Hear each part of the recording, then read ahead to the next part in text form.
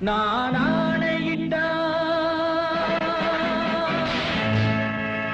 அது நடந்து விட்டா நான் ஆணையிட்டால் அது நடந்து விட்டால் இங்கு ஏழைகள் வேதனை படமாட்டார் உயிர் உள்ளவரை ஒரு துன்பமில்லை அவர் கண்ணீர் கடலிலே விழமாட்டார் அவர் கண்ணீர் கடலிலே விழமாட்டார்